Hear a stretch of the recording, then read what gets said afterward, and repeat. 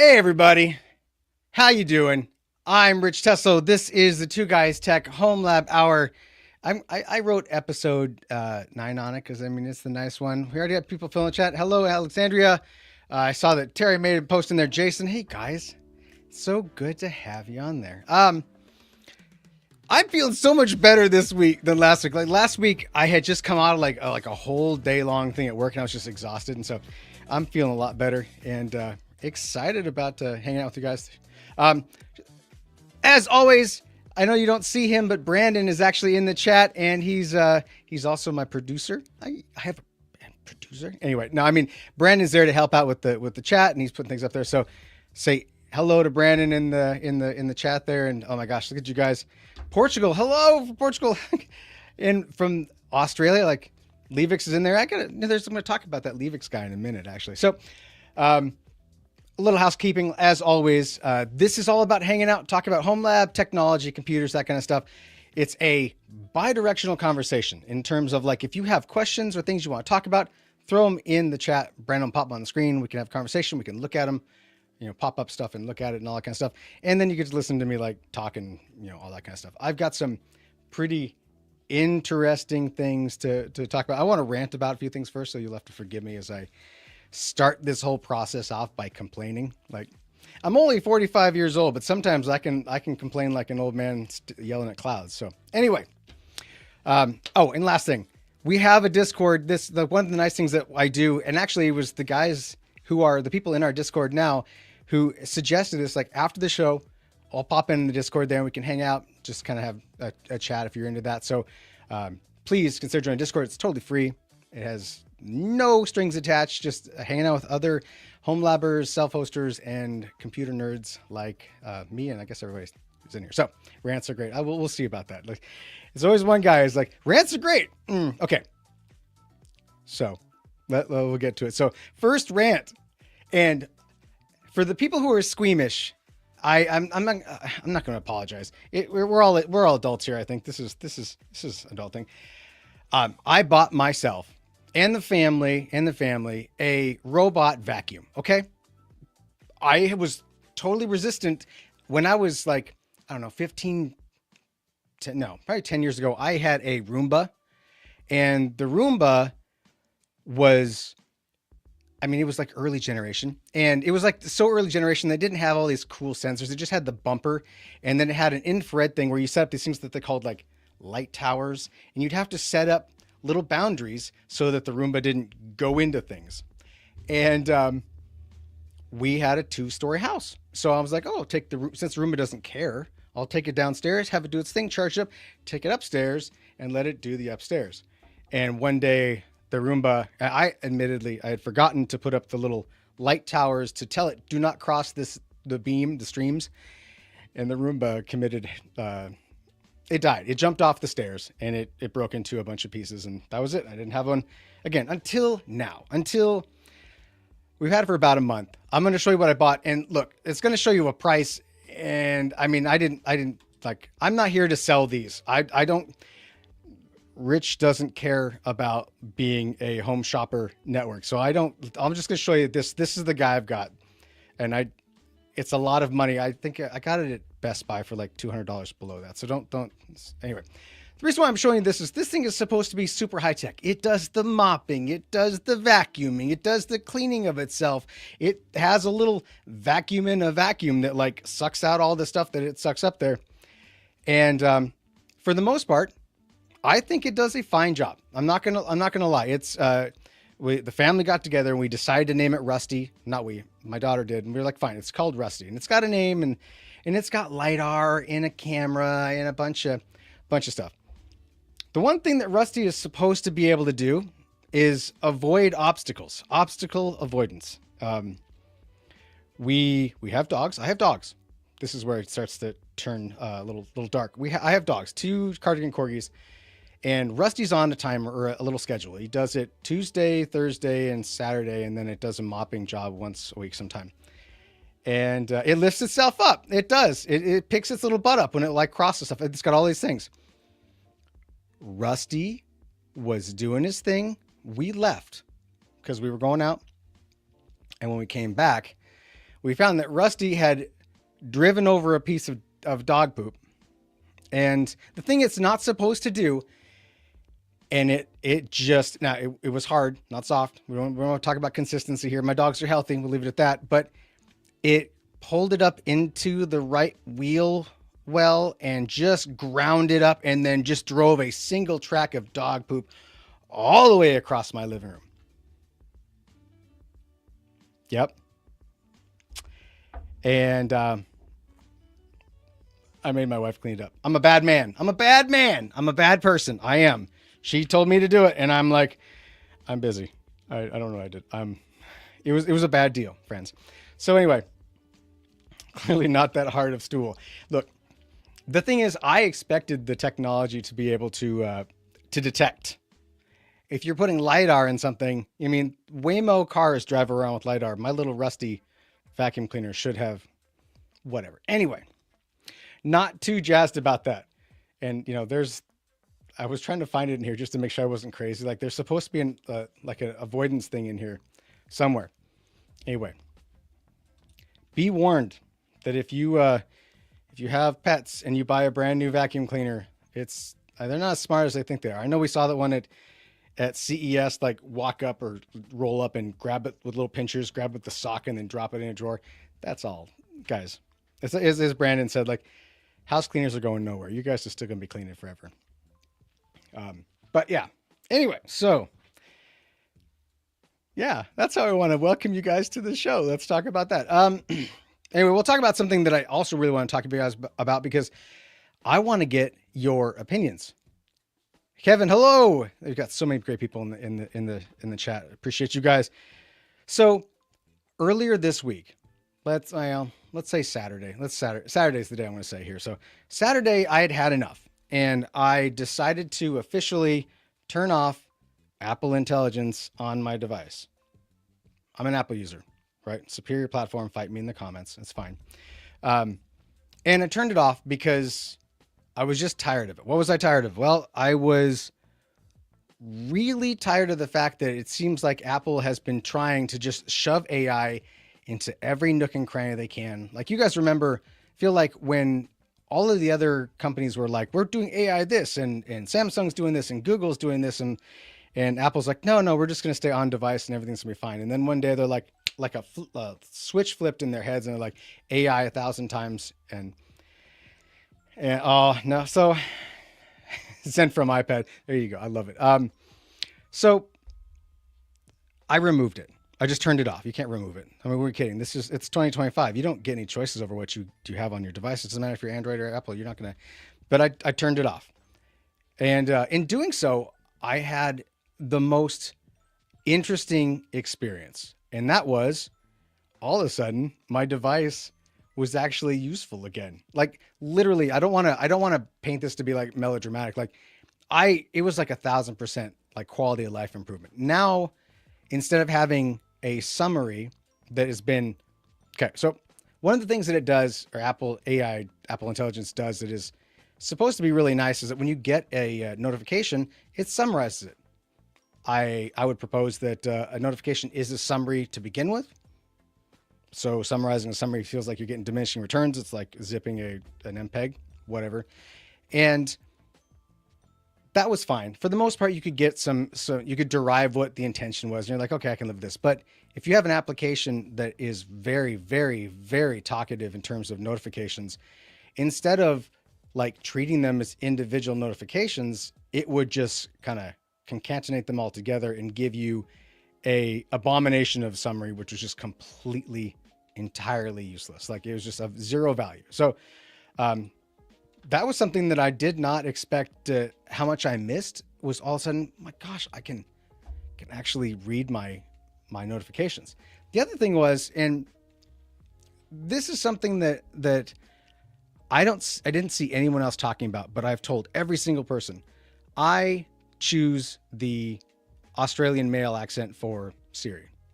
You know, it's like, hello, it helps me work on my Australian accent. We got some Aussies in the chat. I mean, I like your accent, whatever. Anyway, when Apple Intelligence got turned on, it took the Aussie male voice and kind of turned it into this like gravelly, sickly, like you're surviving throat cancer but barely hanging on sort of voice. Like it just didn't sound good. Now, I don't use Siri other than when I'm in my car and it's like announcing stuff and saying, traffic camera ahead, that kind of junk, right? But I don't like interact with it otherwise. And turning that off. I've added that. Okay. Oh, he's cool. I just invoked my own thing. Anyway, good times. Now it's back to saying like it used to before. So I can't say that I missed that at all. And then lastly, there's this kind of, if I put my security hat on,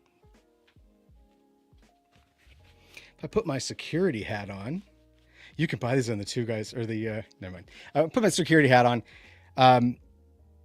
You do know that they're like Apple's big claim to security fame was like, we're going to keep it on device. We're not going to ship your stuff out. Apple was really cool about like trying to live on the line of, we care about your privacy. We're not going to send stuff off unnecessarily. I mean, ignore the fact that all your apps are already doing that, but the phone itself wasn't necessarily doing that. Unlike Android sending stuff to Google, because Google processes everything in the cloud and all your data are belong to Google.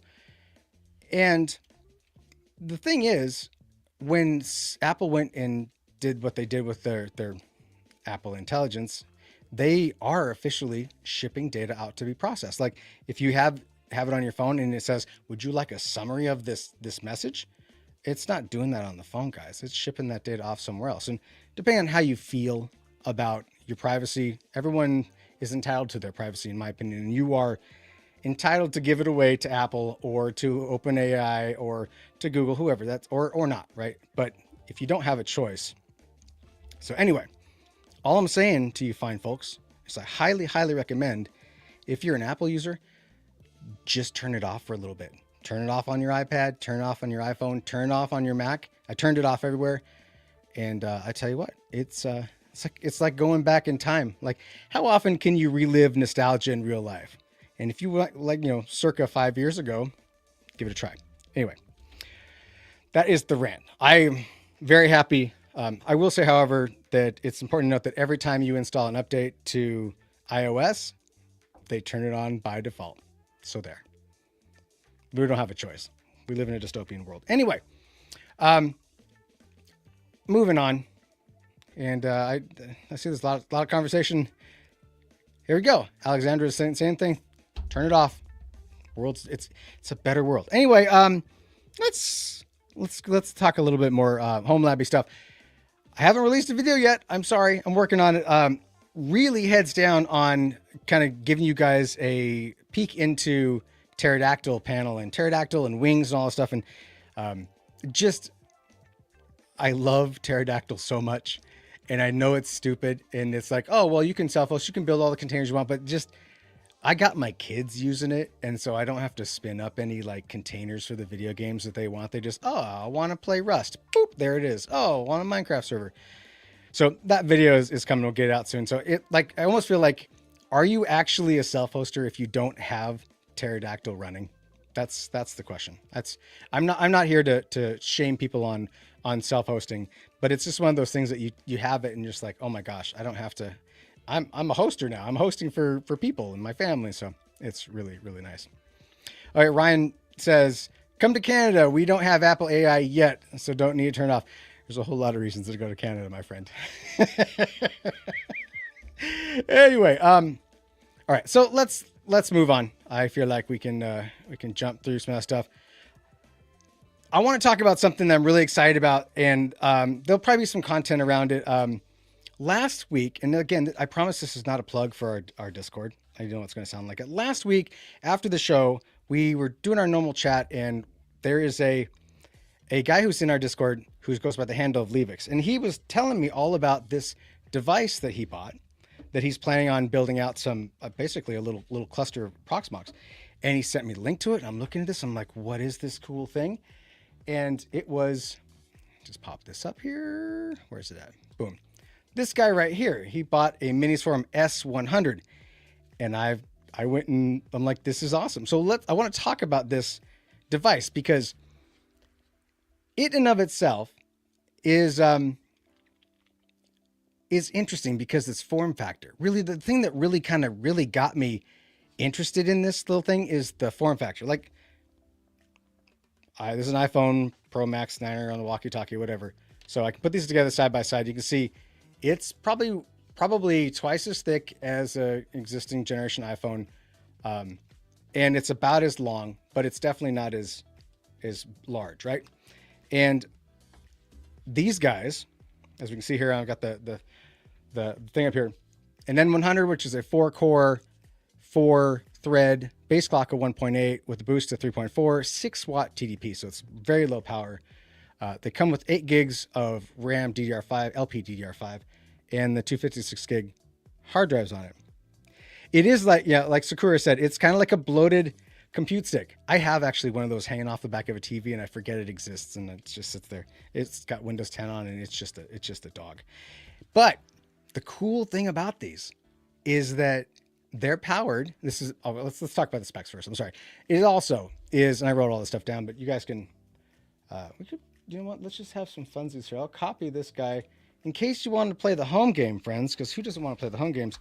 That's a link to it. I am not sponsored by Minisforum, and I have never spoken to them. I know that they're very much loved by a lot of people. And I know some people in this chat right here are Minisforum users. I see a few of them in there.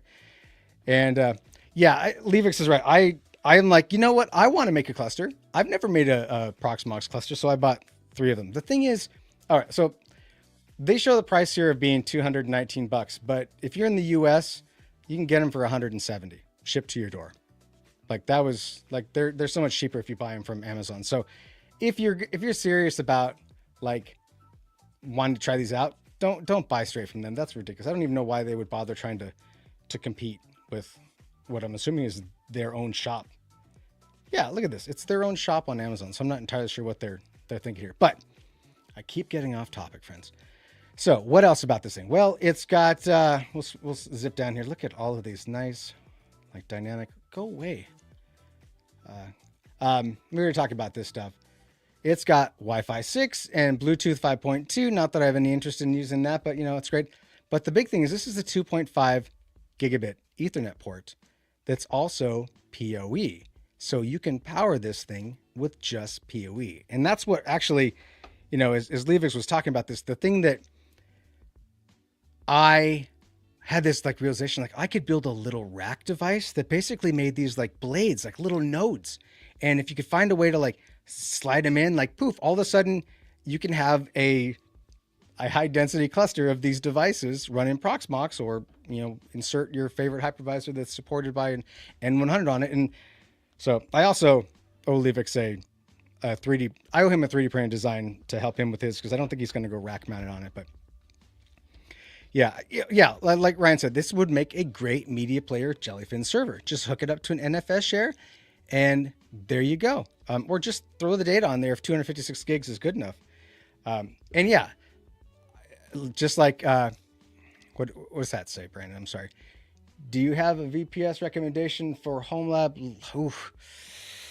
I have VPSs are Derek, the thing is, let me think about it. I'm going to think about it, because I have been burned by recommending VPSs that were in the end up being kind of shady. Not intentionally, of course, but like they just like, if you can't really trust them in terms of like who else is being hosted in it, that's where that gets rough. So at the top of my head, no, I don't have anything for you right now. That's a great question though. Join our Discord and we could talk about it, because there's other people who, again, probably have used a fair bit of VPSs out there. So there you go. OVH is a good one, but they're in Sakura. I think they're in Germany, right? OVH is out of Germany. So, or Hetzner's in Germany too. Anyway, so this guy, and it also has USB-C for PD power and or as a 3.2 Gen 2. So it's got some throughput. 2 USB 2.0 ports. And of course, HDMI 2.0, and you can get another monitor or display out of the USB-C port on the backside of it. But if you can just imagine, in my head, boy, this is hot under these lights. I'm gonna take that off. If you can just imagine having a rack, maybe like a 1U.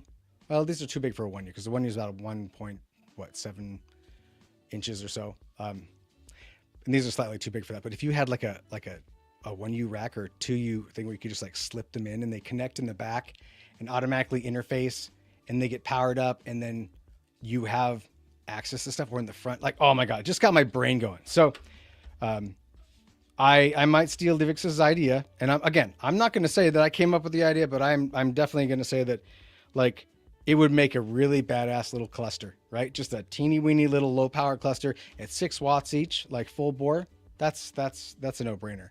So I would love to know what you guys would think of doing with that as well. But, and again, like, look at this AI. Just ask me anything. I don't even want to, guys. They're putting AI everywhere. Just ask Apple. But yeah, check them out. And if that's, and that's interesting. And if you guys end up doing something pretty cool with it, I would love to know. That's a good question, Terry. Let's take a look and see what the POE is on this. They're going to specify it here. If we can find the product specifications. Okay. IEEE 802.3 AT, which is what? Let's find out. I just go ahead and type that whole thing out again because I'm missed that. Boop. Okay. POE plus. It's a single plus. The plus does mean better, but it's not plus plus. So yeah. So that's not, I mean, guys, that's not bad at all. Like, let's go look at, where's the, oh, I should have typed in Wikipedia here. Wiki. Why is Wikipedia not the first entry from Google Gemini? Riddle me that, Batman. All right, so what is the, I know they have a graph here. So PoE plus is maximum power delivery is 30 watts. So that's obviously more budget than I think this thing really needs if it's only a 6 watt TDP on the CPU. And then you put a few other things on it, like it's probably not anywhere near that, but it's definitely more than this, right? You need more power budget than regular PoE. So good question. That's yeah, so that's not bad at all. That's awesome. And my little Ubiquiti switch downstairs will be more than happy to consume that. So yeah, exactly. Less than 90 watts for a 3 cluster. That's bananas. Spelled BANANAS, friends. Ryan has got all of the, Brandon, throw that comment up there. Like, Ryan's got all the crazy ideas. We're just going to bring Proxmox with us everywhere. Yeah, I mean, honestly, well, it is better than, we can do that. We can probably go to, just as a good comparison, because, there's a lot of people who love their pies, but what is it? CPU benchmark, right? Pass mark. There we go. So we can, let's go ahead and do a comparison. Where's your comparison thing at? Where do you have your comparisons, friends? Fine. Search for your model. So we got an N100, right? That's what's in these guys. Cool. Oh, go back. Sorry. My bad. I'm click happy today. So we will compare, and then we will add Raspberry Pi 5. Canst thou? It's not found. Oh, well, that's fun. We have to look at what is the CPU? What are you? ARM Cortex A76. There we go. Ask the internet and the internet will answer. But what's the speed? Just for grins, we're just going to match speed for speed because I don't know off the top of my head what its actual speed on the Pi 5 is. So, well, we got our comparisons, so show me the comparison. Or not. That's cool. Fun. Love when things don't work, right? Okay.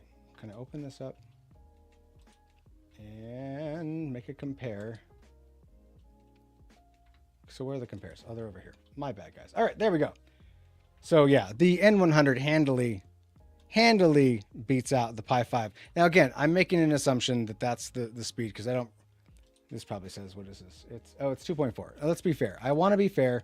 I don't want to be unfair to this. Let's make sure that we get the 2.4 Okay, well, apparently there's no 2.4. So we'll go 2.5 for comparison's sake. All right, compare. So yeah, we're still, it's based, it's essentially twice as powerful, which is, that's awesome. And, it's four core, probably four thread on both counts. And there's, there's so much more in this in terms of capability. I don't know if this, it says on their site, go back to this right here. No, wrong one. That's the wrong one, friends. There's a comment here that says Windows 11. I don't know if this comes with a Windows 11 license. I know I won't be using Windows 11 on it. I also don't see a COA or the sticker anywhere, and I honestly haven't really dug deeper into it. It does come out of the box with a HDMI cable, which is short, and USB PD. So there's a power adapter in there if you want to power this via USB. So USB-C, that is. So that is going to be something that I'm excited about. But okay, so Livix Steve mentioned that it comes with Windows 11. I mean, that's nice that you're out of the box. You've got Windows 11 on something, right? Who doesn't want? If you buy that thing for some digital signage, top corner. Yeah, there's okay. All right. Yeah, we're tearing through this stuff. And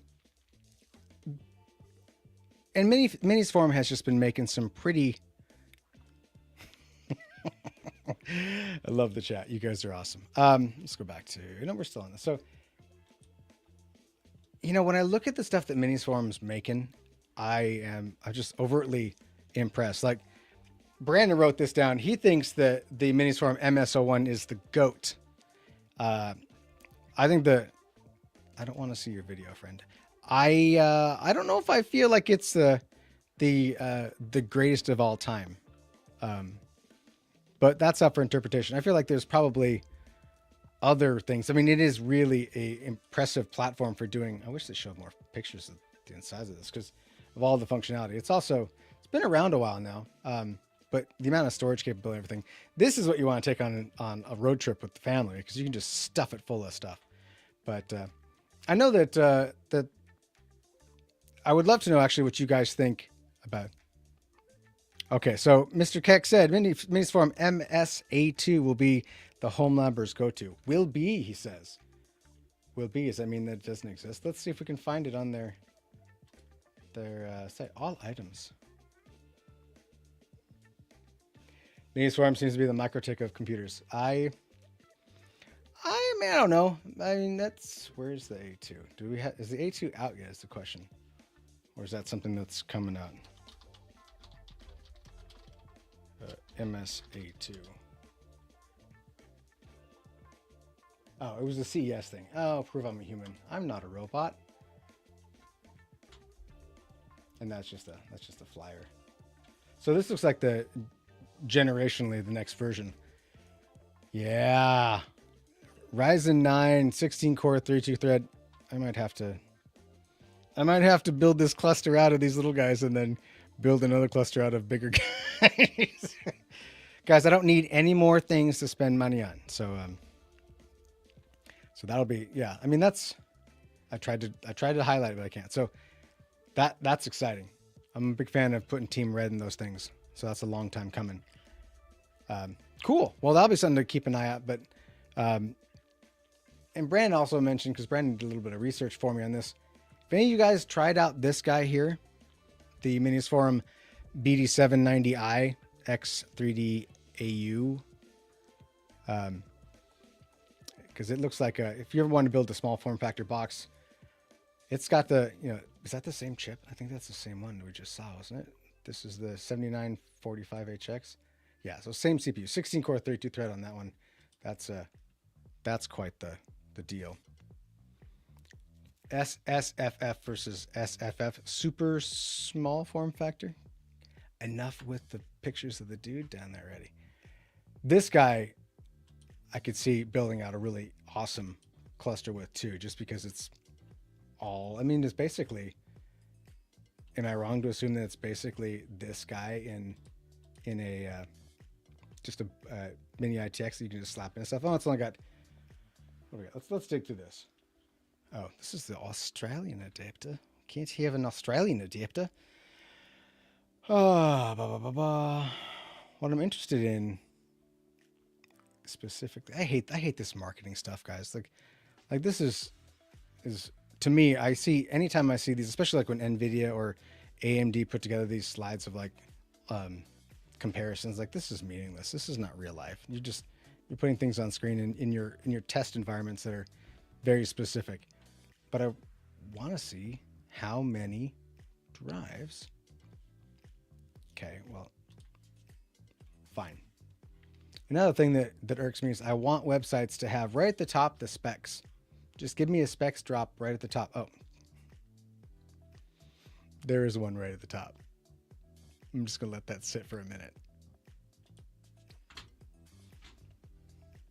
Hey Jason, welcome. Back to the specs. Okay, we can't all be good at what we do here. So 100 watt TDP, that's quite a bit compared to our little 6 watts. DDR5, sodiums, max 96 gigs, 2 M.2 2280 NVMe's,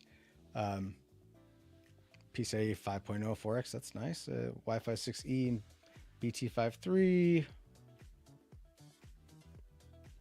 Yeah, I mean, 2.5 gig on the board though. Come on. What is the MS going to put, or this MSA2? What's it going to be? You're going to have 2 base T. Oh. All right. So this is wrong.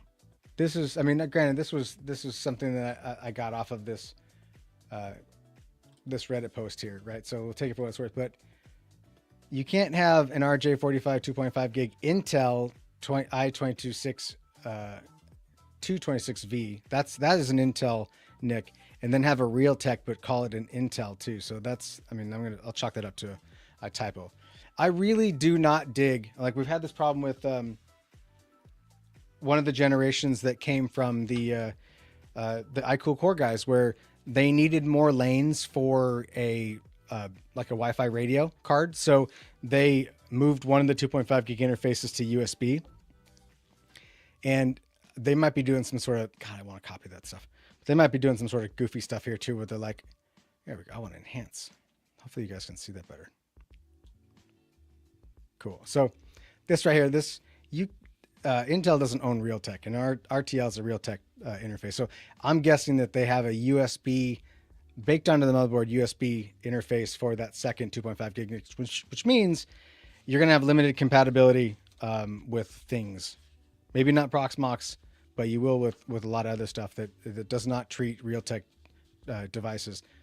I mean, pfSense, for example, anything with BSD, but we can argue about BSD's lack of support for a lot of modern interfaces. And then 2 SFP plus Intel X710. So that's a PCI interfaced. More Type C's. So there's 2x10 on it. I don't know why you wouldn't just put a 10, like get a 10 gig base T. I feel like that's really the next, like, in my opinion, the next big thing to come to like networking for like smaller systems is going to be multi-gig on the Ethernet interface, right? Boo Realtek, 100% boo Realtek. Realtek is fine if you need to get a USB network connection up on a Windows box because there's something wrong with your driver. Like everybody in their like little tech bag of stuff should have a USB NIC that's compatible with like Linux and Windows, because then you're just like boop and you're off. And I can't tell you how many times I have had problems with network interfaces caused by drivers. I'm like, this is how I get my stuff off the internet. I can't update the drivers if I don't, and I don't want to play sneaker net with a USB memory stick. So, but yeah, I mean, I don't have too big of a, I don't hate them. I don't think that they're terrible. I just think that if you're going to be using if you're going to put an interface into a computer and you're going to embed it onto the main board, it should be something that has more universal compatibility, right? Let's be real, because that way, especially if you're going to make such a HomeLab friendly system like this, this MS A2, then man, you should have as much compatibility as that, whatever. But to each their own. Throw Windows on it, you'll be fine with their 2.5 gig. I also don't think that doing USB 2.5 is as good. Like there's latency introductions, and USB still uses the CPU for a lot of traffic cop functionality, so it ends up being a thing. So yeah, I see what you're saying, Mr. Keck, that you do think they're both, but I'm just looking at this and they clearly call it an RTL 8125, which is an RTL 8125 is it's a very common Realtek interface. I don't know why there's a projector in this. I don't make the rules, guys. I don't build the websites here. But integrated 10, 100, 1000, 2.5 gig Ethernet controller, and they shove them everywhere. They're everywhere all day long. So,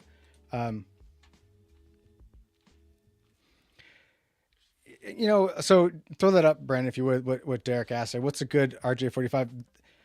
The problem is that they're all of this. That's what, like I mentioned, like I feel like the next frontier for base T Ethernet is going to be getting 10 gig more affordable and getting it on device so that it's on a lot of stuff, because like a lot of the network switches that I'm seeing coming through these days, especially if we talk about the enterprise and top down, we're seeing multi-gig be kind of the standard.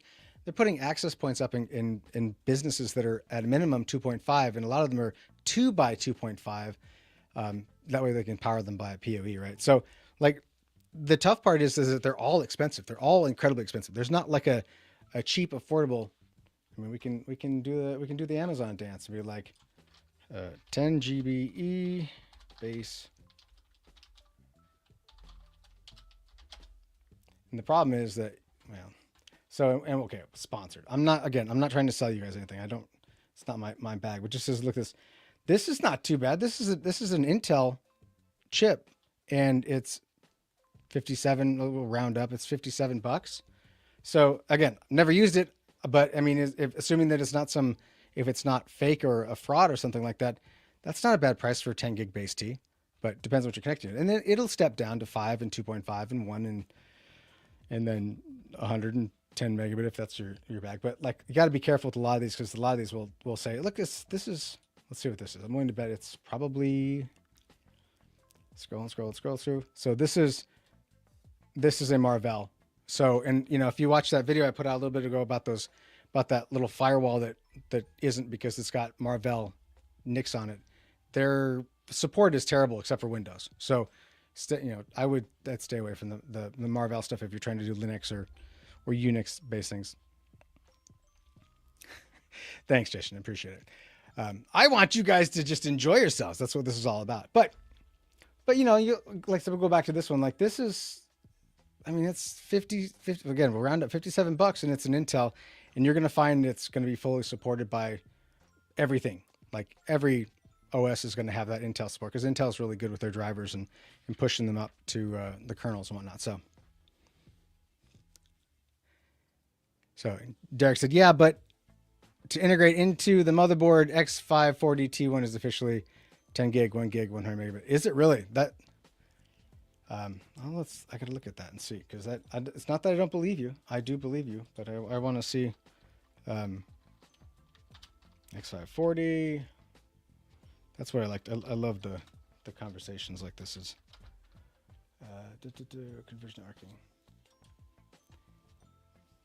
Yeah, and it's also in this downside too. Like this chipset is end of life. It was end of life in 2012. So if that's the case, what are these guys selling? This is a T1 even. T2 right here is that's just using this dual NICs. That's what the 1 and 2 are in this case. So disregard. Just look and see if there's. Are you sure that they're only 10 gig, 1 gig, and 100 megabit? Because looking at this, there's right there, data rate per port. These aren't they're not multi-gig. Oh, my mind is blown. No way. Come on now. I just read it. Yeah. Huh. Well, in that case, yeah, I wish there were some better options out there. What other chipsets that we got here as an option here? you could go the old-fashioned route of going doing SFP plus and then just using step-down transceivers, but I'm kidding. I am kidding. It would be cheaper, but I'm kidding. That's ridiculous. Why do we? And then we just got Yeah, you're right. Um, yeah, I don't know if I really want to go down that rabbit hole. Is that's bananas. Multi-gig is a new chipset. Well, I mean, yeah, I guess you're right. That's that's frustrating. It really only leaves you with Marvell in that case, which is bump bump bump bump. Anyway, and then the last one that Brandon brought up was this guy here from the AI perspective. I I'm not sold on doing a bunch of AI stuff at home on a little device like this. I want to know what you guys are using. Would you use something like this to do AI? It's pre-sale. It's hot, guys. It's the new hot pre-sale. They can't say it if it's not true. So, oh, it's just a Copilot PC. Basically, what you're saying. That's what we're saying. Let's go. 32 gigs of RAM as the base model for $900. You get the Ryzen 9 with the AI expected shipping in March. 32 gigs of RAM, base 1 terabyte hard drive. Ooh. Yeah, I mean, I get that's got NPU, but my understanding about NPUs specifically is that that each NPU has a different, basically like API and control for it. And I'm not an AI person, so you can just tell me I'm completely wrong in the chat, and that is okay. But like my understanding is that like one person's NPU is not equal to another person's NPU, even if on paper the numbers were the same, because how you communicate with them, their support is in terms of driver and connectivity and whatever platforms are unique to the platforms. And so I feel like it's kind of yeah, what did Ryan say? I feel like this is a lot of hype marketing and not really different than the other legacy non-API PCs. Well, I mean, everybody's going to be doing AI. That's what everybody's. Do you not have an API or an AI device? If you don't, get your AI device. So, yeah, how are we doing? We're doing good on time. Okay. So, anyway, I'd love to know what you guys think about like Minisforum stuff, because like I said, I'm over the moon about not seeing this thing in this. I'm really excited about being able to scroll in front of you people. Like this little guy. I can't wait. I've been sitting on them for a couple of days, and I just think that compute in this size and this form factor is bananas. But a little 3D printed thing where you're just like sliding in, like, oh, you need some more cores? Boop. There you go. You got your cores, baby. That's how you do it. So looking forward to that. There's one other thing I wanted to talk to you guys about that just dropped today, and I saw right before the show, and that was 45 drives. You guys know what 45 drives is, and we know would be very well known. They just released this free tool for basically Windows, Mac, and Linux that does. So their whole thing. They released a video on their YouTube where they're talking about how they're seeing a lot of fraudulent hard drives that are gray market. So like a company liquidates older drives. They might be big and they still got lots of life in them, lots of value in them, and they're landing on the gray market, and then they're being turned around, relabeled, and then stuffed and sold as new. And depending on how they're packaged, they could be in an external hard disk device, like like one of these third party USB connected things that have X amount of gigs or whatever terabytes, and you would never know. And so they produced this this hard disk checker, which I'll make sure to drop this in the chat if you guys want to check it out. I have not run it yet myself, mostly because I don't want to see what my old drives look like. I've got some. Oh, cool. Air try again. Let's try this one more time. Copy. Pasta. I don't know why, but I can't post this for some reason. So leave it at that. It's right there. Brandon, can you drop that in the chat from your side? Look at you guys arguing in the comments. Levix, can you make an S100 cluster club shirt? There we go. Your hashtag S100 club. Sounds like a car. My car would be cooler, but anyway, so We can try this out right now, though. I figure we just pop this up and see what it looks like in terms of the Windows side. So obviously this machine I'm on, you can't see because I'm only sharing that browser. I'll get this downloaded real fast so we can kick it off and you guys can see what it does. Open. Oh, well, that's not the best. I got a Windows protection error saying, hey, we don't know who this is. Run anyway. I trust them. All right, it's kicking off. So it just pops up this command line thing, and then what does it do? It drops a. Oh, okay. That's what it pops out at the end. Got it. All right. Well, it didn't actually provide any data. It created a text file, and it didn't do anything. Let me see if it. Let's try again. There we go. All right, let me share this real quick so you guys can see it. Because sharing is caring. All right, stop screen share and add a screen share. Let's present them. Share screen. Let's grab. I'm guessing this is the duder. And share. Okay, that's tiny. I'm sorry. You guys are just got to live with the tininess of this. So it says font control cannot load default config file, whatever. And then they have a little blurb about with recent concerns about using used drives being resold as new. They reiterate their mission statement here. And this is going to check the drive health, usage history, smart data, and apparently give us a peace of mind. So I'm going to hit the enter button on this and we'll see if my computer goes offline and if I disconnect. How would I like this? So many options for output. I think I'm going to output this in PDF. And then I'm going to open it in Google. Always. Cool. And I loaded it in the wrong browser. So now you guys can't see it. It's over here. Okay. Let me share this so we can all play the home game together. Moving my share to a different location. Boom and boom. And let's go there. The speed at which switching between things is not as great as I would like. Okay, sure. Okay, let's zoom in now and see what will the report provide us here. Okay, whatever we see here, we're doing it live.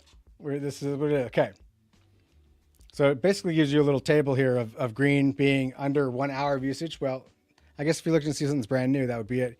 Yellow meaning 1 to 500, orange meaning 500 to 35,000, and red being over 4 years old. So it's used. Clearly it's used.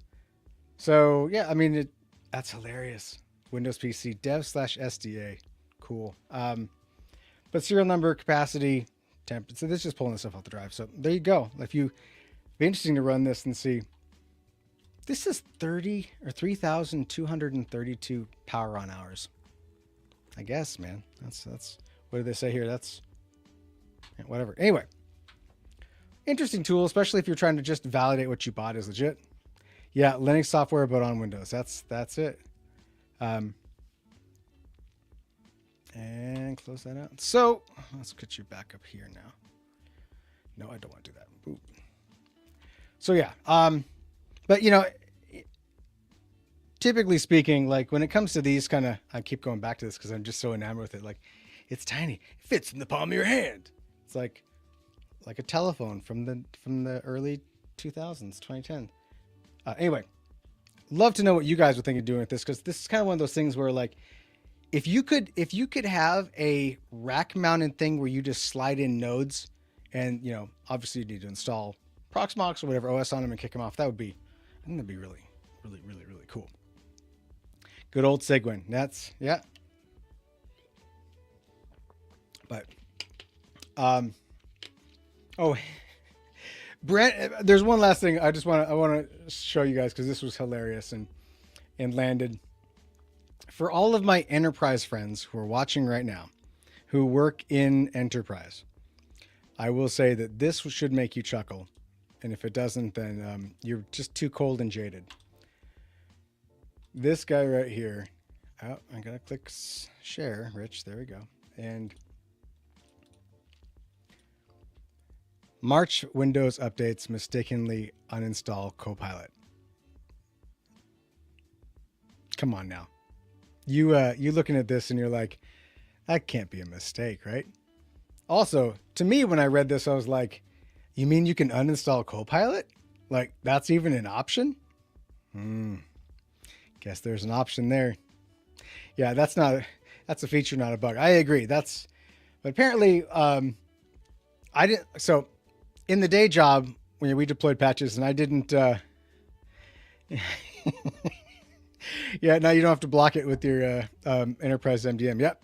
Just it's going to work. You just let it wipe it out, just install these patches. But I didn't have this happen at work, unfortunately, because if it did, I think I would be like super, super jazzed. It'd be awesome. But apparently, for all users installed KB 50539 or 3598 on Windows 24H2 and 606 on 22H2, 24H2 and 22H2 last week, they lost their Copilot. And I guess I just wonder if that means that all of the corporate executives had to write their own emails for once. Come on, that was funny. If you know, you know. Like that's where I see Copilot being used most in the enterprise, is for people to summarize emails and respond, and not have to do the responding themselves. So I thought this was hilarious, and they repeatedly through this article call it a bug and that there's a fix for it. But I don't think you need to fix this bug. This bug doesn't need to be fixed. This bug is great. This is not a bug, as I think Levick said in the chat. Like this is 100%. This is a win. Like sometimes, mistakes can be, have good results, and this is one of them. But anyway, be nice. Microsoft I just want to say clarified, then accidentally installed the Copilot app, didn't collect or relay in data, whatever. So hilarious. Good on them. And please, Microsoft, keep making mistakes like this. Don't make mistakes where you leave a tenant that has enterprise connectivity into your corporate tenant available for people to password spray and get into. That's what I would like them not to do. Let's just work on make sure the OSs work and that you are securing Azure instead of this. Anyway, we're getting about to that time, friends, and I do want to say, because I have said it a lot, but I'm going to say it again. I like to talk at the end. Like, I appreciate every single one of you. This whole thing is about hanging out, talking about HomeLab and nerd stuff, and I appreciate everybody for being there. One last time to pimp the Discord. We've got our Discord that is free to everybody, and it's just great. It's like it's an opportunity to just like interact with people who like what you like, and so join it. Brandon, we do have it. We have a slide, but really it's just it's over in but anyway, you can find it in all the links on YouTube and all that stuff. You're on YouTube right now, so. And last but not least, like, if you want to help support the channel, do all the stuff like that, we have our HomeLabGear.shop where we make stuff. We actually literally make it with our own hands. As an aside, I don't like talking about politics or anything like that. So I won't, but I will say that I'm not sure how that, like, I'm participating in capitalism just like everybody else is, right? And I'm making something and then selling it. So I don't know how the tariff thing affects me and like how I send stuff to other countries and other places like that. So I just want to say, if you end up buying something and you're in a place that is our leaders, our chosen leaders are having fights about stuff, I might send you a message and say, I'm sorry, but I'm just canceling it because I can't figure out this tariff junk, because I don't want to deal with it. Welcome to 2025. Anyway, so with that, guys, we're about time. Jesus. We're not going to do this next week. And the reason being is because it's spring break in Oregon, even though you wouldn't be able to tell because it's literally raining outside my window right now and it's kind of gloomy and crappy, but I can see the window. You can't. So next week is spring break. I need to take the family and vacate the house where the studio's at because there's some work being done downstairs and we can't be here anyway. So I'm going to miss you all. Really, from the bottom of my heart. My heart's over here. Miss you all, and you're just going to have to wait for the following week to hang out with me again. And, they say absence makes the heart grow fonder, so you know what I'm saying. Anyway, with that, friends, thank you so much. Appreciate every single one of you. We will talk to you in 2 weeks, right? And no dedication. Well, look at Terry's in the chat giving me a bunch of crap. Like, yeah, would you rather I do it from a cell phone and be like, hey guys, I'm not an influencer. That's not what I'm doing here. This is not a. I don't know if you really enjoy the spring break. It's just to leave the house. But anyway, guys, friends, thank you so much. We'll see you soon. We'll be dropping a video probably this week about the pterodactyl. Again, I'm super excited. Pterodactyl. Pterodactyl is so cool. And we will catch you in 2 weeks. Thanks for watching, guys. See you then.